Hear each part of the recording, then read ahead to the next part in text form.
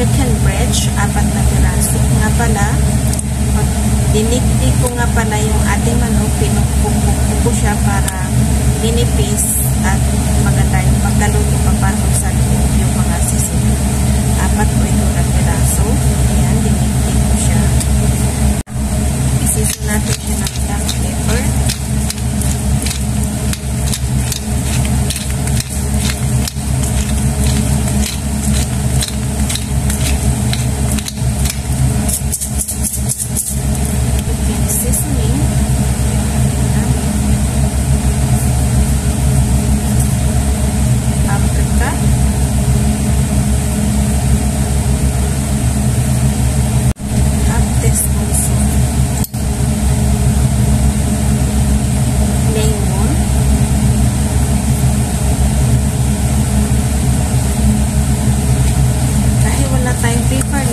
Lemon juice yung ating gagawin.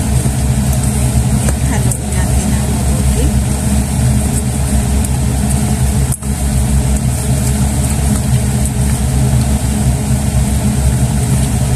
Set aside natin muna.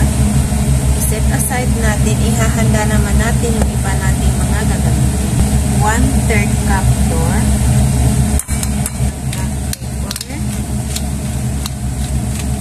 Lagyan natin ng konting asin. Mix natin. Lagyan natin ng konting paprika.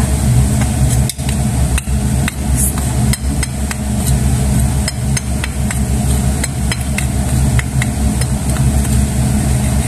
Set aside natin. Lulutuin na natin yung ating manok.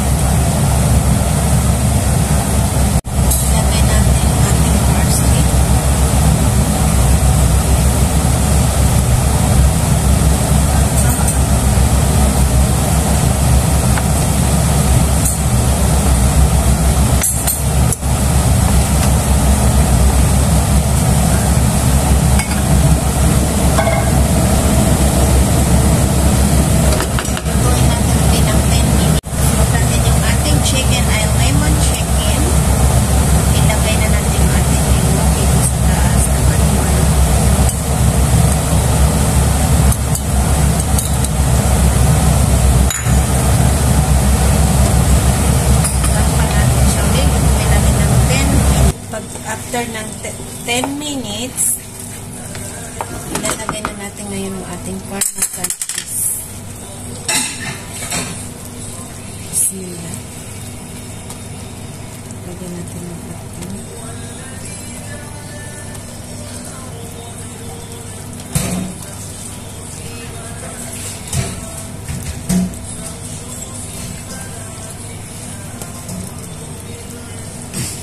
haluin natin. Ihuli natin yung ating parmesan para mas maluto ng mabuti yung ating manok. May luto puli yung ating manok ng 30 minutes or 35 minutes puli niluto yung ating manok para mas malabot at para mas masarap manunuot yung kanyang lasa. Ngayon, takpan na natin at patayin na natin yung apoy. Ito na guys yung ating manok. Sana nagustuhan yung ating recipe ngayong araw.